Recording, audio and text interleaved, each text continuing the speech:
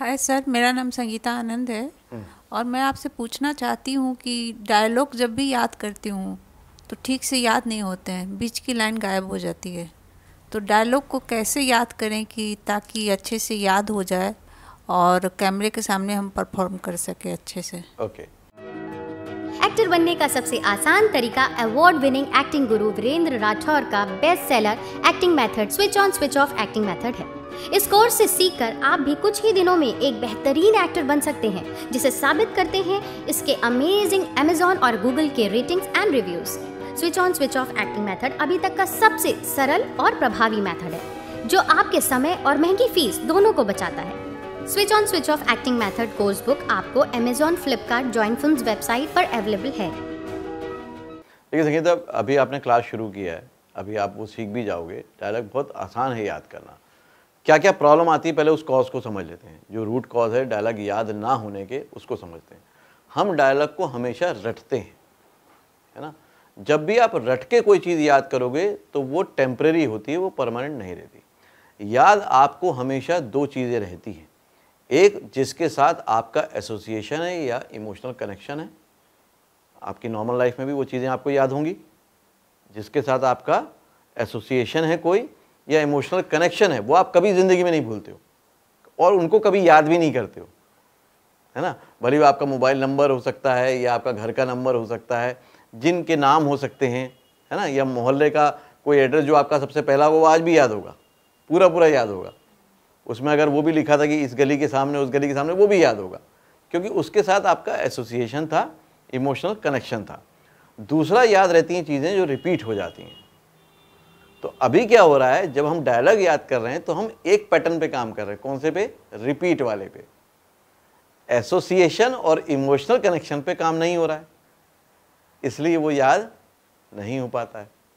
अगर ये दोनों का कॉम्बिनेशन बन जाए तो आप चीज़ भूल ही नहीं सकते हो। मेमोराइज में दूसरा फ़र्क क्यों आता है याद करने में? क्योंकि बीइंग ए पर्सन हमारी लिमिटेशन होती है वर्ड्स को लेकर। जैसे आप जो बोलचाल में शब्द इस्तेमाल करते हो, अगर मैं वो लाइनें आपको दे दूं तो आप जल्दी याद कर लोगे, सभी कर लेंगे।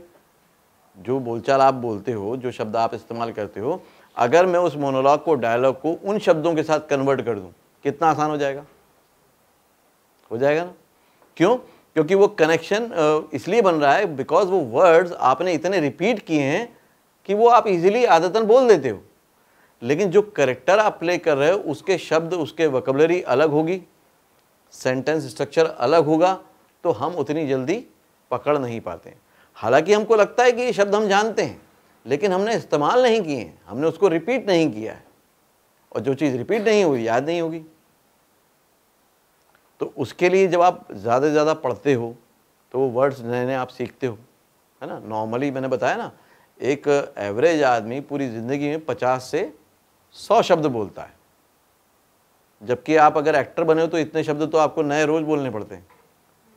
तो कहाँ 60 साल की उम्र में जो बोल रहा है और कहाँ एक दिन में बोलना है, कितना फ़र्क आ गया। तो आपको नए शब्द चाहिए तो वो स्टोरी टेलिंग से आप सीख सकते हो, बाकी चीज़ें पढ़ के सीख सकते हो, वो हो सकता है। दूसरा, इमोशनल कनेक्शन ये है कि जो कैरेक्टर आप कर रहे हो उसके इमोशन को पकड़ के अगर आप उसको बार बार बोलोगे, डायलॉग को रिहर्सल करोगे, तो याद नहीं करना पड़ेगा, वो याद हो जाएगा। क्योंकि इमोशनल कनेक्शन आपने बना दिया, हो गया कि भाई ये मेरा डायलॉग है, मैं दुखी हूँ, मैं गुस्से में हूँ, मैं प्यार से बात कर रहा हूँ, ये मेरी फीलिंग है। इस फीलिंग को बोलते हुए ही उसको बार बार रिपीट करना है, तो वो याद हो जाएगा। क्लियर हो रहा है? अभी क्या हो रहा है, हम उसको रीड कर रहे हैं, तो एसोसिएशन नहीं है, इमोशनल कनेक्शन नहीं है, दो चीज़ें मिस हो गई। लेकिन इमोशनल कनेक्शन बनाया, एसोसिएशन मतलब कि ये मेरा है, ये मेरे साथ हो रहा है, और मैंने उसको बोलना शुरू कर दिया। बोलना शुरू कर दिया, आपको इतनी अच्छी आदत पड़ जाएगी, वो याद हो जाएगा, याद नहीं करना पड़ेगा, है ना। इसका एग्जाम्पल मैं आपको लाइवली भी दे सकता हूँ। मान लीजिए बहुत दुखी होके आपको बोलना है, या कोई भी इमोशन आप लोग बता दीजिए, कौन सा इमोशन लेना चाहिए, अभी डेमो कर लेते हैं। फन वाला, अब एक बताओ यार, कोई श्रृंगार।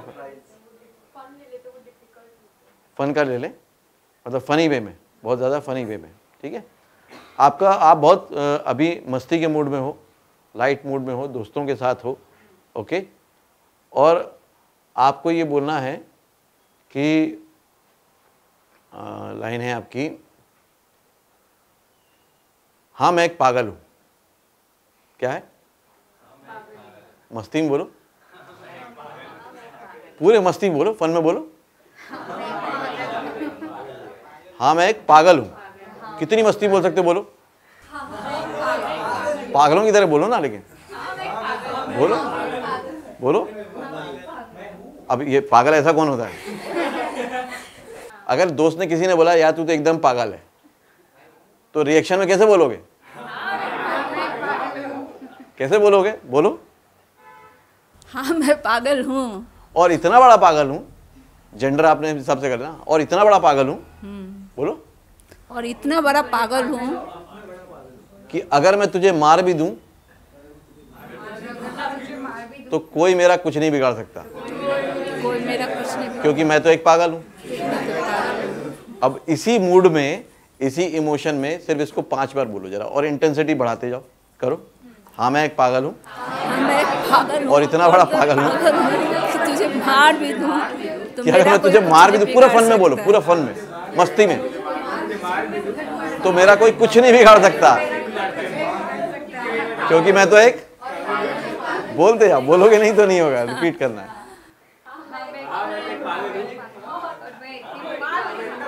और इतनी बड़ी पागल हूं, क्यों? क्योंकि मैं तो एक, देखो आप क्या कर रहे हो, अब रिपीट नहीं कर रहे हो, आप सुन रहे हो।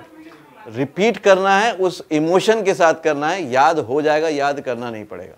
किसको हो गया याद? बोलो। हाँ मैं एक पागल हूँ, और अगर मैं तुझे थप्पड़ मार भी दूंगी तो कोई फर्क नहीं पड़ने वाला, क्योंकि मैं तो एक पागल हूँ। उसी मूड में बोलने की कोशिश करो, फन भी। हाँ मैं तो एक पागल हूँ, और अगर मैंने तुझे मार भी दिया ना तो कोई फर्क नहीं पड़ने वाला है, क्योंकि मैं तो एक पागल हूँ। और किसको हुआ यार? हाँ मैं एक पागल हूँ, और अगर मैंने तुझे मार भी दिया ना तो मेरा तो कुछ बिगड़ने वाला है नहीं, क्योंकि मैं एक पागल हूँ। अब बताओ, ये 3 लाइन थी, ठीक है ना? कितनी देर में याद हुई? अच्छा, ये लाइन अगर आपने 1-2 बार और रिपीट कर ली तो कितने दिन बाद भूल जाओगे इसको? भूल पाओगे? भूल नहीं पाओगे। क्यों? क्योंकि आपने रिहर्सल ही ऐसे की जैसे कि आपको परफॉर्म करना था। जब जब आप रिहर्सल ऐसे करोगे जैसे कि परफॉर्म करना है, तो जब परफॉर्म करोगे तो इतना इजी रहेगा जैसे कि रिहर्सल कर रहे हो। सिंपल फंडा है। Do you want to join films? Don't know how? Watch and subscribe now. Join Films YouTube channel for thousands of free video lessons on how to join films.